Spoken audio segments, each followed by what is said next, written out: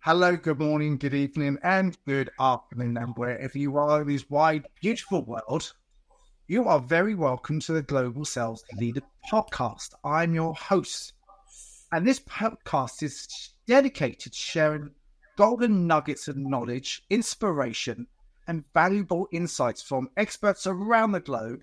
Our guests come from a diverse field, such as psychology, coaching, behavior economics, body language, and so much more. So whether you're a seasoned sales professional or you're just starting out on your journey, our aim is to help you learn to grow and excel in what you do by giving you value to others and help people to get what they want.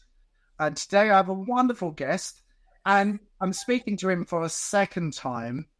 But I do the introductions and then we can go on from. So Keith is a seasoned CEO, one of the best sales coaching companies, and I've read his book, Sales Leadership. I've yet to read his other books, but I'm sure we will speak about that another time. And Keith's journey began back in 1989, so I believe. And since then, he has delivered programs from around the globe, so Google, IBM, and there's a whole wealth of companies that he's worked with, and CEOs and sales professionals. Doesn't really matter. And he's worked around 6 continents, and his methods are not only proven but tactical frameworks to create desired long-term cultural shift, emphasizing on mindset, which is something that I am passionate about. But today, what we want to be speaking about, Keith, and we discussed this before we went on, we're going to be talking about sales self-management and achieving that work-life balance. So, Keith, like you've traveled around the globe, you've actually worked for lots of different companies and workshops and so on and so forth. And I'm sure you've had to work on this yourself.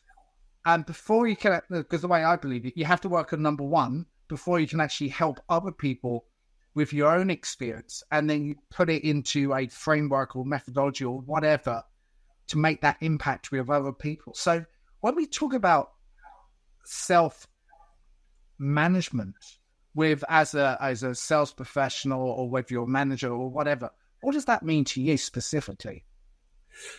To me, and being an author, of course, occupational hazard, being a very literal person, the word time management is sort of a social construct because you can't really manage your time. And to your point, using the phrase self-management, you can't manage your time, but you can manage yourself. So to me, looking at through that window, it empowers people to say, wait a second, I can actually take control of my day. I could actually take control of my life and my time again. And especially today, in our new hybrid world where there's really no more line between work and life, it's even more essential for people to be more intentional rather than reactive around how they're managing and structuring their day and their week. Yeah, I think that's just so very important. But also allowing yourself, because I think we've maybe alluded to this before, but all of these back-to-back meetings, and I think that's all part and parcel of your self-management, because you have to allow yourself to think about the next call or the previous call that you've been on, but giving yourself enough space to really sort of reflect, because otherwise it's just call after call after call after call, and that's not really good for anyone at brain. Hey, I'm sure, Jason, you've never heard this before. I would get on a call with a client, and maybe they're a couple of minutes late. And the first thing they would say, "Oh, Keith, I'm so sorry. My last meeting went over." And then conversely, the same client would say to their customer who they just on the phone would say, "Hey, listen, I got to jump. I have another call." So there's literally no time for anyone to take a moment to reflect on the conversation, to decompress, to refocus. And by having no gap in your day or between meetings, you're always going to be in a state of constant reaction. So I challenge every manager, every salesperson that's carving out an hour for a meeting, make it 40 minutes. Make it 40 minutes. Now, before you react, I will guarantee you, if you ever recorded one of your meetings, you will see how you can shave off 20 minutes. And those 20 minutes will accomplish several things. Number one, you're honoring the other person's time. Okay, you're maximizing their time as well, but you're giving yourself a buffer. You're giving yourself that 20-minute buffer to be able to regroup, recenter, and prepare yourself for the next session or for the next meeting. Yeah, there's nothing worse than going into a meeting which is you're unprepared for, I recently had a coaching session and the guy was late, so you apologize, and then he said, "Oh, I've only got 30 minutes." And I go, "Well, I prepared for 40 minutes, but you're only going to give me 30 minutes, but I need to work with you for the full amount of time." So there's a respectful balance in there, because I've seen it on both sides where people are either late or then saying, "I'm sorry, I can only be here for 40 minutes because I'm coaching them," or whatever I need to be doing. And I go, well, we need to maximize our time here so we can give you the biggest impact for your life, but you're shortcutting me, or you're shortcutting yourself, should I say. And you're also shortcutting the person that you're speaking to. I mean, how can you truly be present and engaged if you're thinking about the last meeting and jumping into the next meeting? Yeah, and I just don't think that is honest, and I don't think that gives the other person a sense of value. And value is that big word that you have to give to your clients. Like, we give value to our clients because we want to make sure that there's change that actually happens. But if you're in sales or sales leadership, again, you have to give your clients value, but everything has to be reciprocated as well. That magic word of for Robert Cialdini, people out there in the words of influence. And building off that, how about, and this is just something I would put out there to the audience, is to self-reflect and ask yourself, do I really have to be on every meeting? Am I just accepting meetings and putting them in my calendar? Or conversely, are people putting meetings in my calendar? One thing that we'll probably get to, Jason, is talking about that really dirty word that everyone's scared of using. No. Absolutely. I think a lot of people, because they want to prove themselves in leadership or wherever, they agree to everything. But there's also something that I was alluding to, is also say no. But I think that's that big ego, that egocentric thing of, is it micromanaging? Is it something else that's going in there that you scared to say no because you're also scared of what the other people are doing without you being there? Yeah. And it's amazing how salespeople, especially, and more than ever today, we are living more from a place of fear than a place of our vision and goals.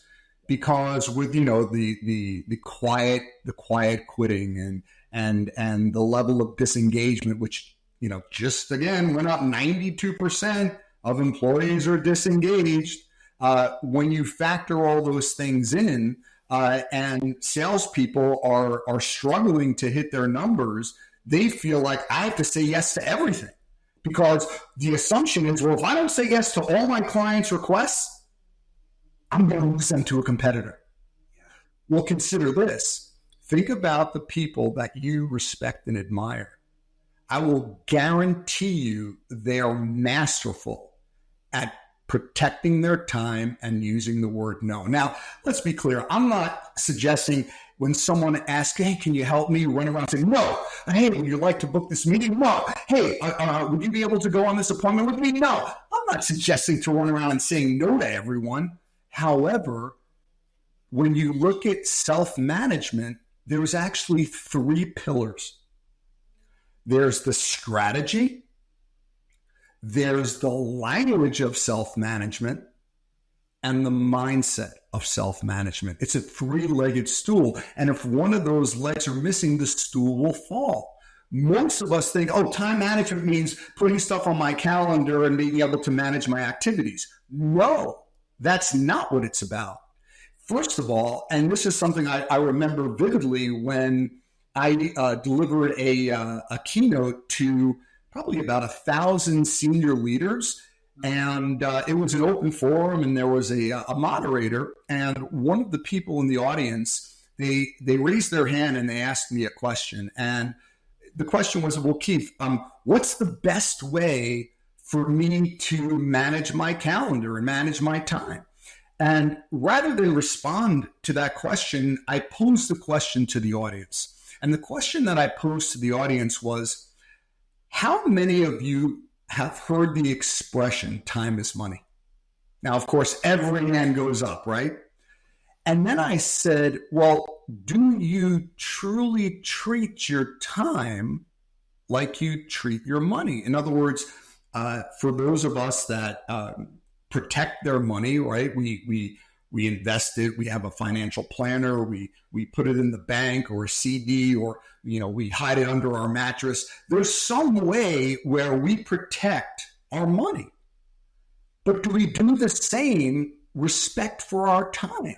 In other words, and I again pose this question to the audience, how many of you have a daily routine that from the time you wake up until the time you end your day, you are engaging in all the activities that not only move you forward to achieve your goals, but keep your life in balance and harmony while respecting your core values and priorities? Jason, you know how many hands went up? Yeah. None. Really? None. And that is exactly why I wrote my book specifically for sales leaders called Own Your Day. And I like that. And it's the point that you just said about your own values. I know mine, but the people in the room, do they actually know theirs? And I guess they don't know their own values based on, and that takes an awful lot of time to really dig deep and find out what works for me. I did a lot of work, and I know what my values are: trust, loyalty, and respect.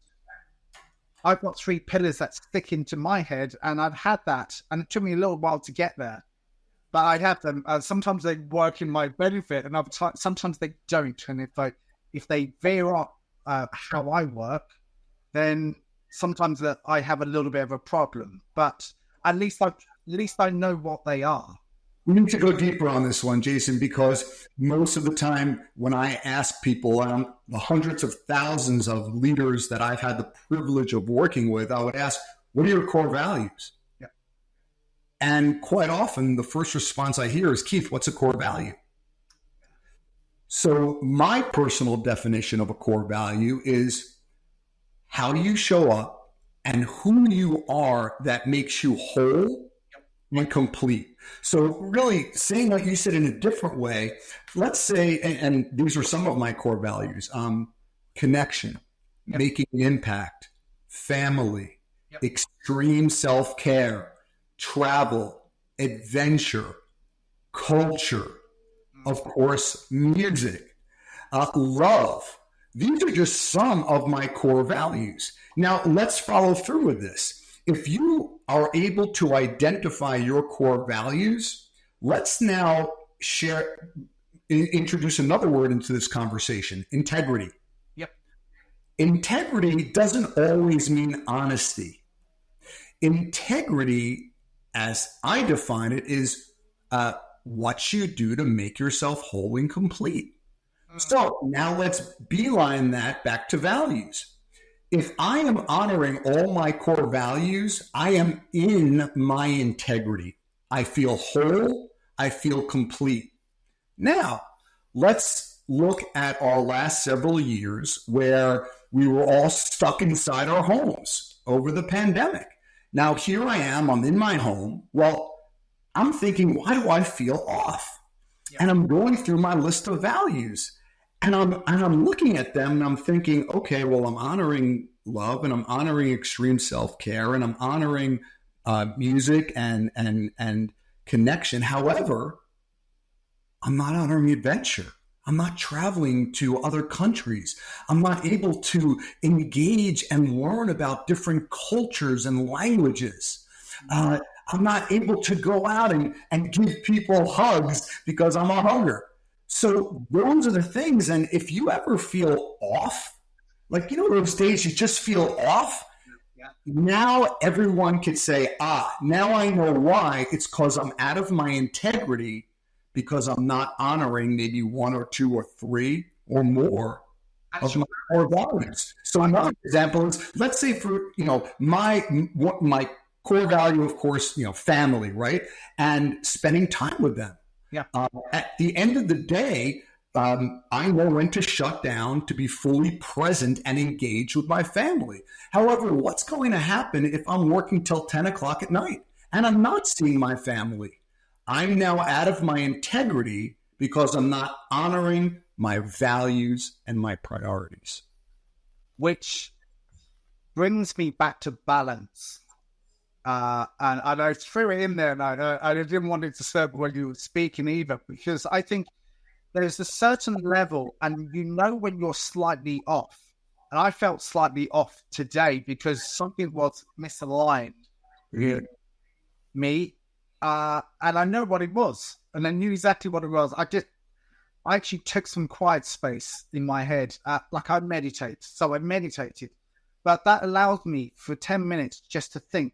I was outside, first closed my eyes, looking around, but inside my head, I was thinking, but I needed that space in between to think. And like, we're linking it back into the time and the space between meetings. And I think sometimes that's all we need as well. But when we speak about our core values as well, if I'm hammering into your space and your time, I'm trying to get to somewhere, and it's some things are not in line, something's not congruent with how I'm thinking and how I'm feeling. Mm-hmm. But it also leads me on to, where are we in our purpose and our drive, which I think links back into our core values as well, because you have, again, connect what we do to our passion, our purpose, to our dreams, the old Zig Ziglar quote. But then that purpose is that next level onwards. Yeah. Well, first of all, you brought up a name that is very dear to my heart, and I've had the pleasure and the privilege of having Zig Ziglar as my personal mentor. And I vividly remember going to his home and sitting in his studio, and I have these videos on my website, and we spent 3 or 4 hours just chatting with him and his son. And it was one of the truly the greatest experiences of my life. I have yet to meet someone else with the highest level of integrity than Zig. And one thing that people may not know about him is that for this man who's traveled the world, every single time before he went on stage, he would call his wife just to say, "I love you." That's amazing. Talk about being in integrity, and having that, connection with the most important person in your life. I want to go back to something you said. I don't want to step over this. What kind of coach would I be if I stepped over things? Yes. Because this also speaks to our goals. Most people set the wrong personal goals. Now, of course, we have our business goals, our quota, and all that fun stuff. But what about our personal goals? I want to draw a distinction between a should, SHOULD, in case my accent sounded like it was another word, and value-based goals. Yeah. A value-based goal, for example, if I want to maintain a level of health and vitality in my life, then I'm going to eat healthy. I'm going to exercise. If I stop doing that, I'm going to be out of my integrity. Now, another point I want people to walk away with is a simple quote. We just talked about values. If you don't have the appointment, you don't have the commitment. So over the pandemic, one thing I've heard as a consistent theme was, oh, Keith, my self-care got thrown out the window. My schedule just blew up. I don't know how to reinvent myself and my routine at home. Well, it's because it's not on your calendar, and then we all agree. So now I want to shift back to my point about these goals. Most people are setting the wrong goals. So for example, what's a should-based goal? Let's take a salesperson, for example, and he wants to be an A player or she wants to be an A player. So they're observing another sales champion on the team. Now, this sales champion happens to be working 7 days a week. So now this salesperson is thinking, well, I guess I have to work 7 days a week in order to hit my financial goals. But what happens if that person's values are not congruent with their activity or their goals? Because now if they're working 7 days a week, they're sacrificing their time with their family, with their friends, doing the things that bring them joy, making sure they have the time to take care of themselves. That's a should-based goal. A should-based goal is someone else's goal, not yours. A value-based goal is based on who you are. And those are the goals that will pull you. You will be pulled towards that goal rather than pushed towards that goal. So if we look almost at an umbrella, we cannot create our core values or our goals without first defining our personal vision. And then from our personal vision, we're able to pull out our priorities and our values. And again, just to give a quick definition of a personal vision it's creating a picture of what your ideal life is. And people get confused about this. So like, what do you mean, Keith, ideal life? And then they want to put a ceiling on it. And I say, no. Here is a blank canvas. Here is a palette. I want you to paint what your ideal life looks like. Okay. And they will do that. Now, once they define what that ideal life looks like, that vision, keeping in mind, this is not always based in the future. So the vision is also encapsulating your core values. So if, for example, I want to have a rewarding, loving connection with my family and my 3 children, well, that's not something that's in the future. That's something that's happening now. It's still part of my vision and honoring that. So we have vision, then we have values, okay? Well, if you can't identify those, you're going to set the wrong goal. Yeah, there's a going on that as well. And I think people, when you talk about what they want to achieve in their sales life and what they're motivated, a lot of them say money. I mean, like, yeah, and you know where I'm going to with that. On what's money going to give you? Well, paying a mortgage off. Well, what else is it going to give you?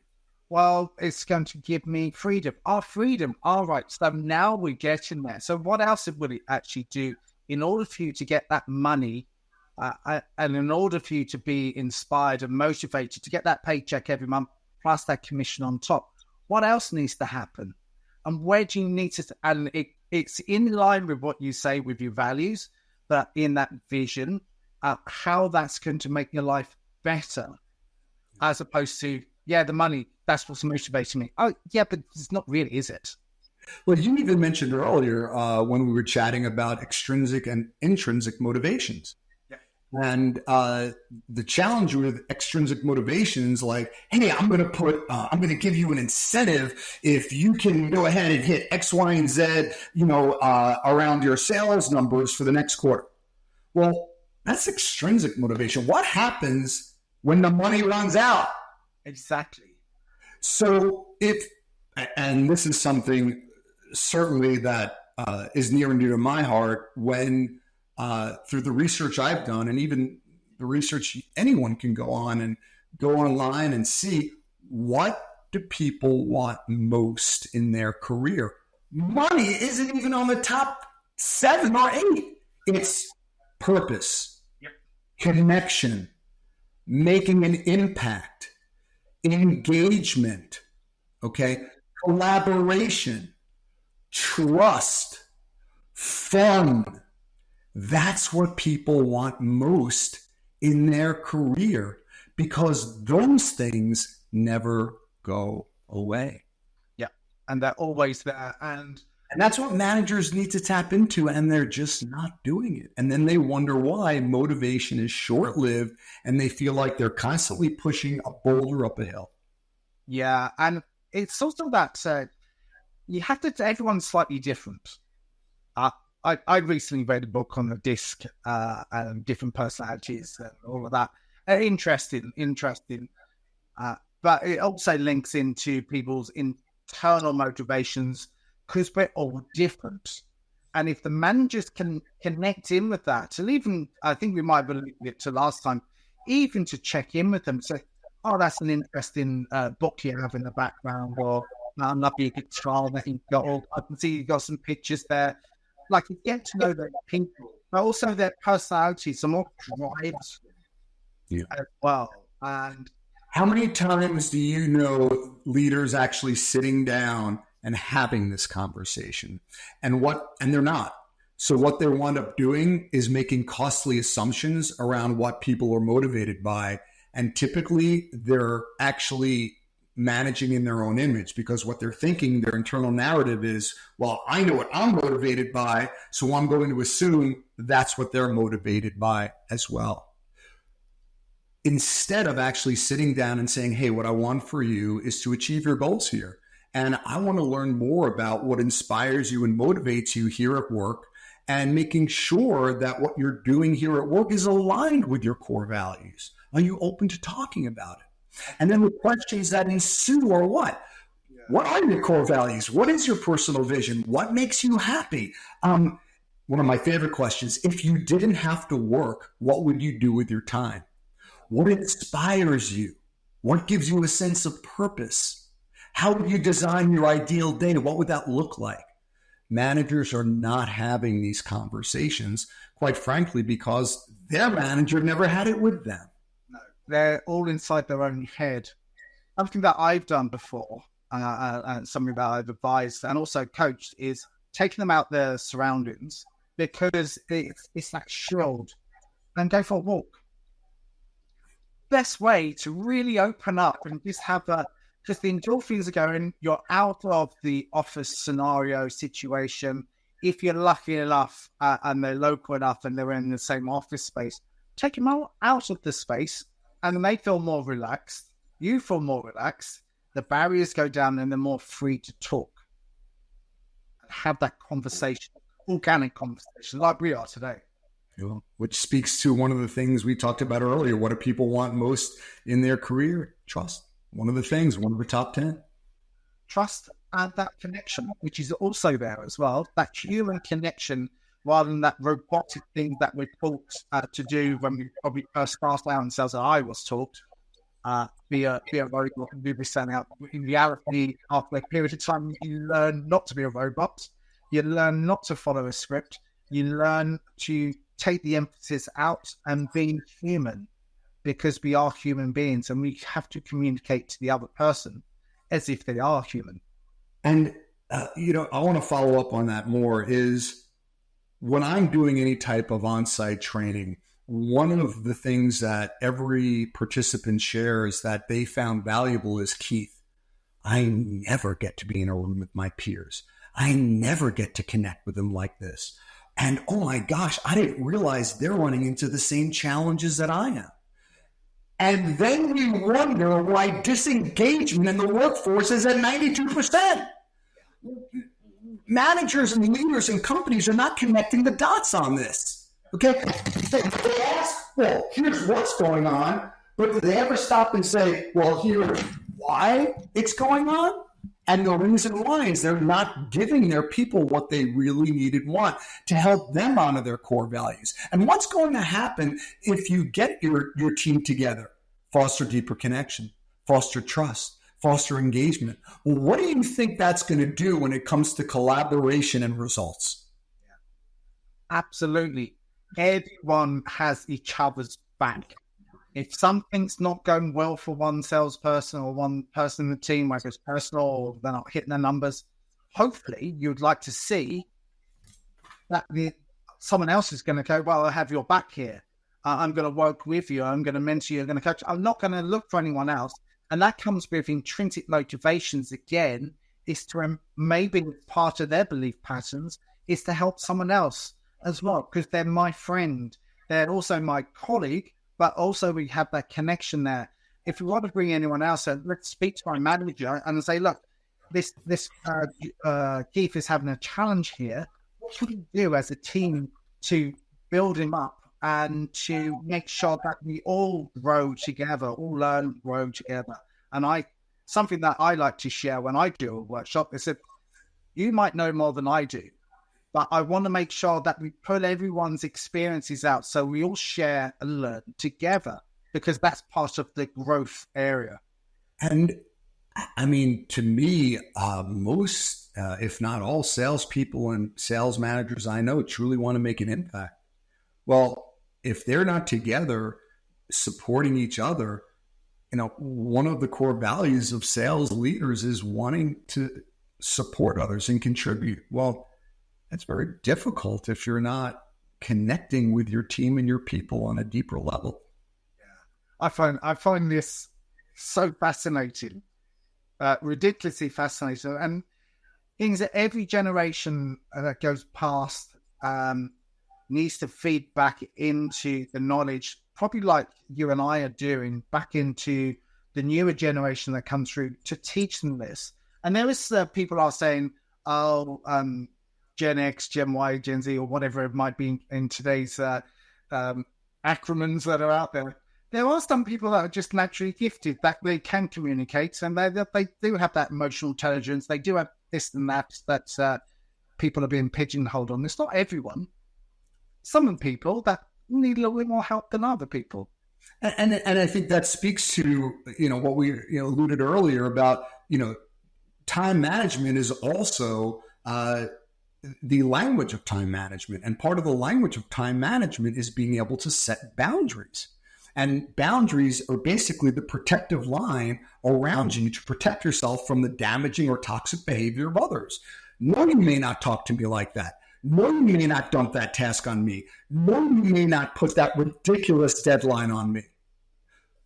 And managers and leaders, again, not saying to run out and say no, but let me share an example of what some language could be to protect your time. Now, a lot of managers say they have their open door policy. Yes. And so now let's say they're sitting in their office and one of their salespeople knock on the door. Hey, boss, I need your help. And you're in there, and the manager's sitting there and they're working hard. Wait a minute, I don't have time right now. Come back in 10 minutes. What do you think that salesperson is feeling? Guess I'm not a priority. Now, let's see what happens if we change the dialogue to change the outcome. After all, you change the conversation, you change the outcome. So now the salesperson walks in and says, hey, boss, I need your help. And the same manager is sitting there working feverishly away. But instead of sharing what they did before, they say, hey, Tim, listen, I certainly want to make sure I support you and give you the time and the attention you need. I'm in the middle of finishing this proposal that I need to get to this client in the next 20 minutes. And I want to make sure that the conversation we have, we're not rushing through it and we're taking the time so that you can get what you need from me. Is this something that we need to deal with right now?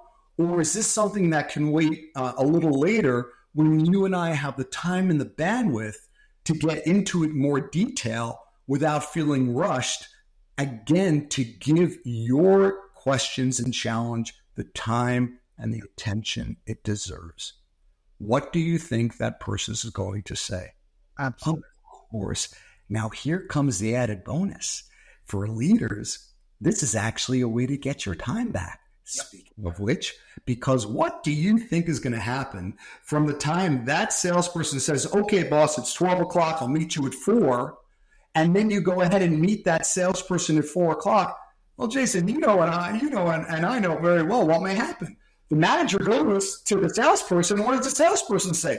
Oh, you know what, boss? I know we had to connect in a few hours, so I just took care of the problem myself. Yeah.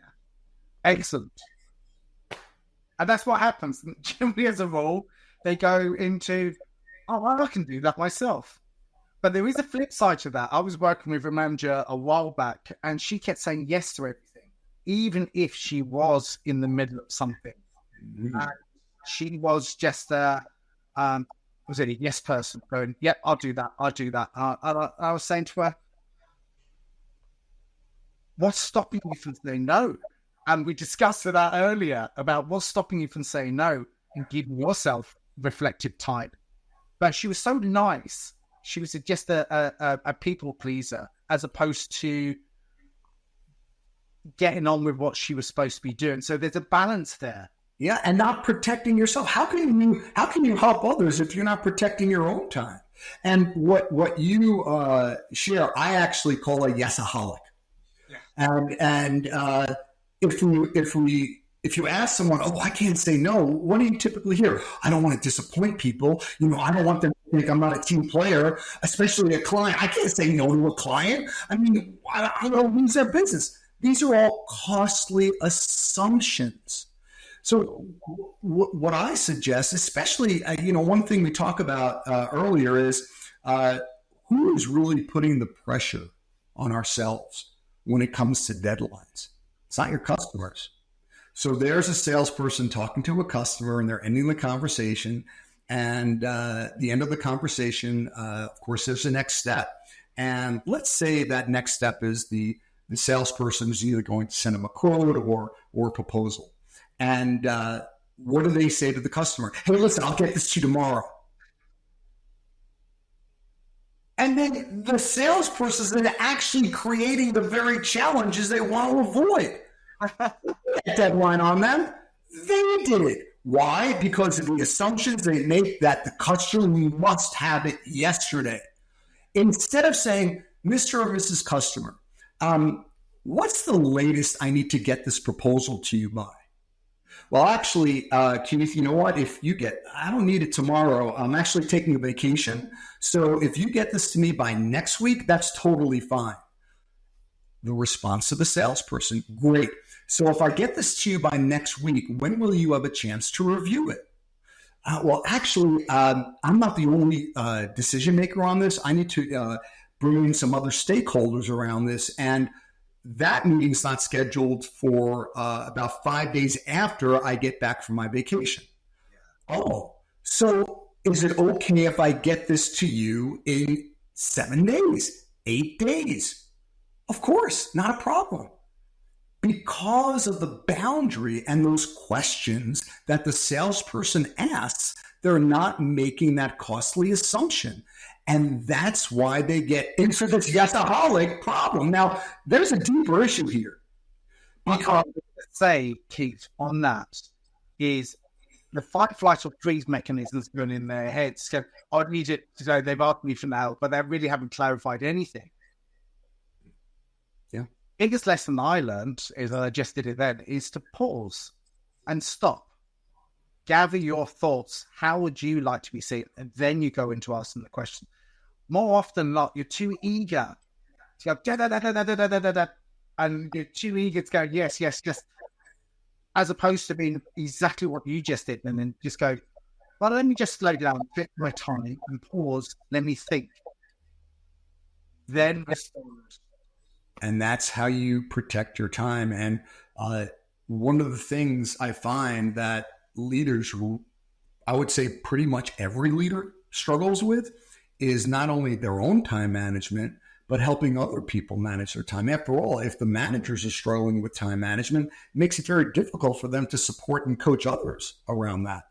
And the interesting thing is, I share with leaders, I say, if you notice that someone is struggling with time management, the first thing you want to do is ask that person, hey, listen, I want to support you so that you're honoring your core values, that you're taking care of yourself, and that you're not working so hard.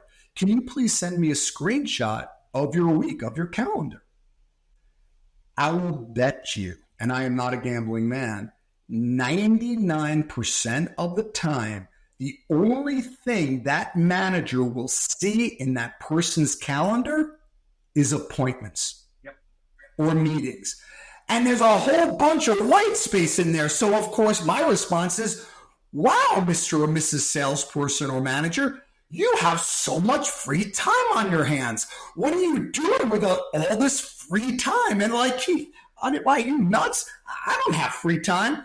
And I would respond with, well, help me understand why all this white space is in there. Well, Keith, no. I'm doing other things.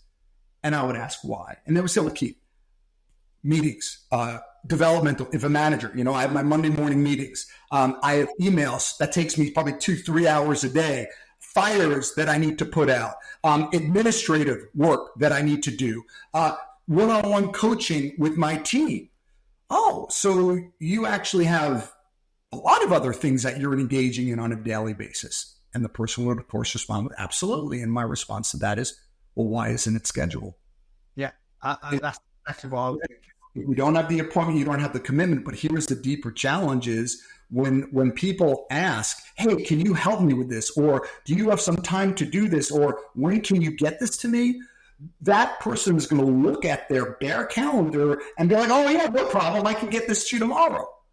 In reality, they can't because they're doing something else, but they're not putting it in front of their line of vision. You see, a routine protects you. It protects your time because you can now see all the things that you are engaging in and how realistic amount of time you truly have in a day or in a week. And it is quite amazing once you do look at that. And I've been caught into that bubble before. And you go, well, when do you need the proposal? And automatically you go, that fight, flight, or freeze or whatever. And then you're going into go, well, I can't do that because I've got X amount of other proposals to do. Let me prioritize this once I've actually reflected on it. But I just need space. The way my brain works is I'm thinking about the client, but I'm also going, hold on a second. I've just had to learn to just pull back a little bit rather than just being too over eager when they don't necessarily need it here and now. But that also goes back with the callbacks that you give the people. Allow them a little bit of space before you go back and being too eager with them.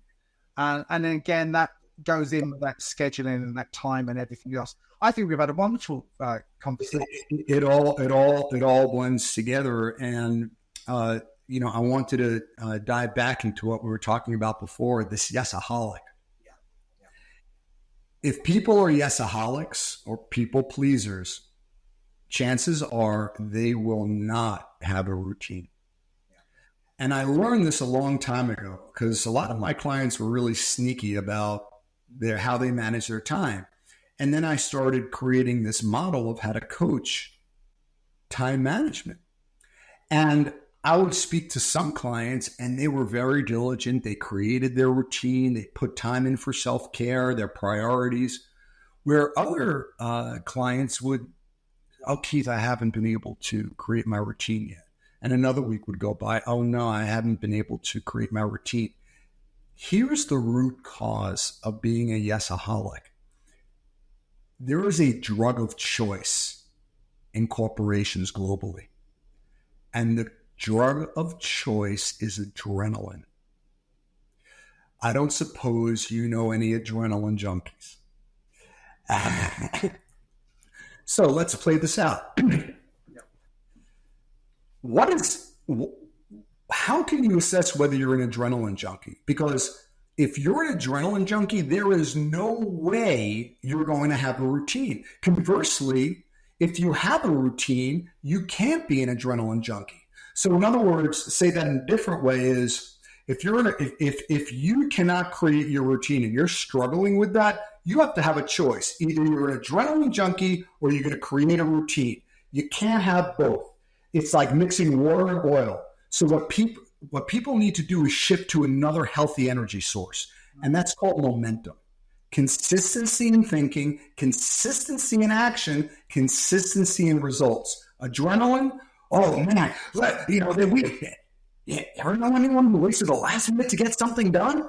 And then they wait to get to the last something done, and they feel really good because they waited and they got it done, and they were working off that adrenaline, and the high's a high. But then what happens? They crash. Yep.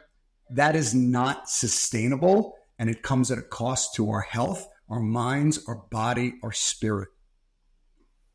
And that's where burnout happens. Exactly. So often, more often than not. I've seen it so many times. They're just like, frustrated. The view of the world is skewed. Even their language and their speech patterns change in around that.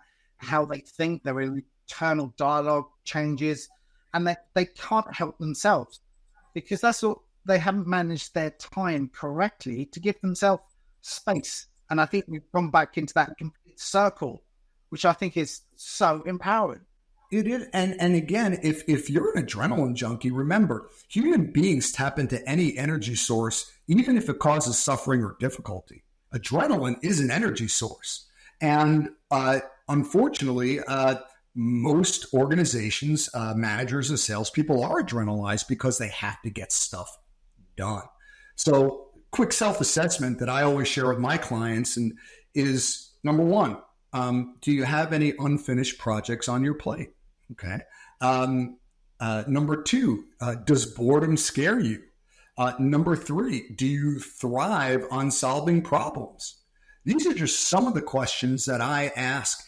And if you're checking the box, yes, yes, yes, welcome to the party. You're an adrenaline junkie. Oh, I like that. I'm going to have to borrow that. And thank you. Anything like that, because I think the listeners like to listen to stuff like this and stuff that we can actually take into ourselves. And that's one of the reasons why I started this podcast, because I wanted a feedback from, and I also wanted to learn and grow myself, because every single person like yourself, I can actually take elements and go, well, I can apply that into my life and make my life more productive, more strategic, more time management. I can learn whatever other elements. It's so empowering for the likes of me to hear that, because it goes, well, I can stay back on track. Because I've heard it from the likes of you and read your book and other people like you, because it gives people a purpose and a reason to strive for more. Absolutely, absolutely. And again, this is something that's outside of people's line of vision. Adrenaline junkie, Keith? I never heard of that. I didn't realize that that's the reason why I'm struggling so much with honoring my core values and protecting my time, because people look for it. They look for ways to tap into adrenaline. And unfortunately, many of us learn this when we're in school or in a university, where we cram for a test the night before, or we'd stay up all night to kick out a paper. And what did we learn? We learned that, I could do this. I could wait to the last minute to get things done. And then we carry that into our life and into our work life. And this it becomes Sorry? Isn't the word Parkinson's law? And I'm sure you've heard of that, because I wrote that down a few moments ago when we were speaking. And it is about if we set ourselves a goal to achieve that, sometimes we might need to just put it back in. So if it needs to be next Thursday, but we put it back to Wednesday, that's where we need to achieve our results by, as opposed to Thursday. So you just put it in. And Parkinson's law suggests that we strive towards it and try to hit the target, but it should move the goalpost slightly in our direction. But I think this has been a wonderful podcast, and we've been going on for a while, and I think that's awesome. Excellent. I love that. Let's have a little bit of a review of your books again. You give them a review. I've read your sales leadership, but what about your others? Coaching salespeople into sales champions. It's been over 15 years. The Bible of all sales leaders. And of course, Own Your Day, which quite frankly, let's face it, time management is not the sexiest topic in the world. However, there's a reason why people struggle with it. So that was my impetus to want to write this book. And it's specifically geared for sales leaders and sales people, because after all, the way they manage their time is distinctly different if you're in a different role. And I can hear your passion in this area today. So I think you've highlighted a lot of good core areas. And how else can people find you other than your website, keithrosen.com? keithrosen.com. Make sure we are connected on LinkedIn, on Twitter, always sharing great content. I have a few new ebooks on my website, keithrosen.com. And of course, if anyone here is struggling with time management, I'm happy to work with you or your team and actually give you guys a free 1 hour session on how to maximize your time and own your day. I might take him up on that. Thank you so much. You've been listening to the Global Sales Leader podcast. This is part 2 of the first podcast that we did a couple of months ago. But this is obviously adding on to the value of this podcast. And I'm sure we're going to have Keith back on again. So really appreciate that. And if there's one final thing that I could share with the audience is very simply this. Your routine influences your actions. Your actions shape your results. And your results determine your success. So if you want a great life, schedule one. Awesome.